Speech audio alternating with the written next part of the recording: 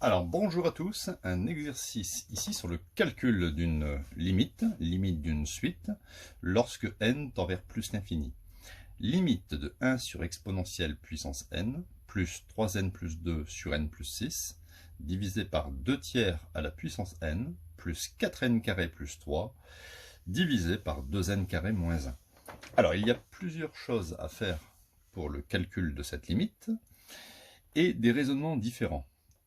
Déjà, on va s'intéresser à la limite, je vais le remarquer en dessous, de cette quantité. D'accord? Donc, ce qu'on peut voir, c'est que 1 sur exponentielle 7, c'est clair, si vous le tapez à la calculatrice, c'est compris entre moins 1 et 1. Et à partir du moment où vous avez une quantité qui est comprise entre moins 1 et 1, et qu'on le met à la puissance plus l'infini, alors qu'est-ce que c'est que plus l'infini? Ça peut être 600, ça peut être 800, ça peut être 1 million, ben, peu importe. Eh bien ça fera 0. Comme, et c'est comme ça qu'il faut le justifier au bac, 1 sur exponentielle 7 compris entre moins 1 et 1, la limite de 1 sur exponentielle 7 à la puissance n, ça fait 0. Donc ce terme tend vers 0. On pourrait même dire 0 plus, 0,0001, légèrement positif, mais on peut mettre 0.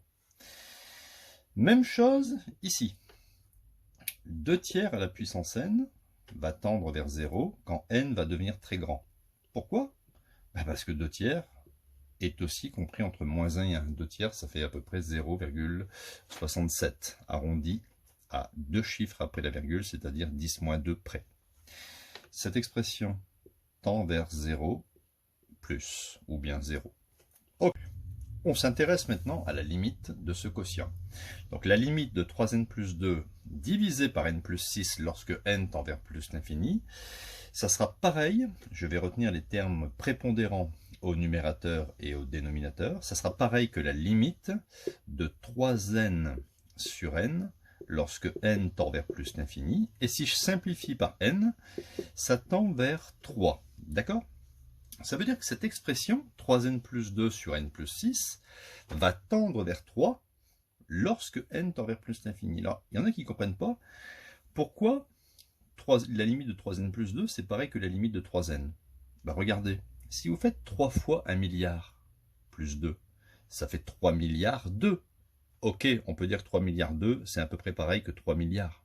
D'accord? On néglige le 2 par rapport à ici quelque chose qui tend vers l'infini. Et là, c'est pareil, hein, si vous dites 1 million plus 6, c'est presque pareil que 1 million. On va faire la même chose ici. On va calculer la limite de 4n carré plus 3 divisé par 2n carré moins 1 lorsque n tend vers plus l'infini. Alors, je vais retenir ici les termes de plus haut degré.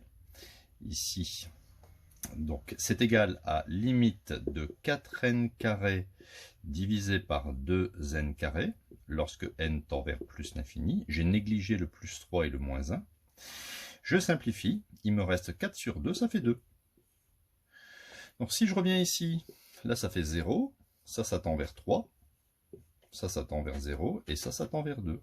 Donc la limite de cette suite tend vers 3 demi. Alors pas 3 demi pile, hein, ça tend vers à peu près 3 demi, hein, lorsque n tend vers plus l'infini.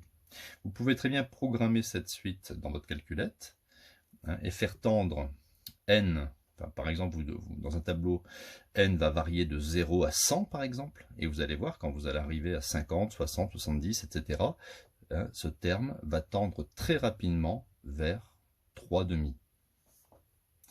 Donc voilà, à bientôt pour de nouvelles vidéos, hein. Donc n'hésitez pas à mettre un petit j'aime, hein, c'est over important pour la chaîne, hein, pour la promotion.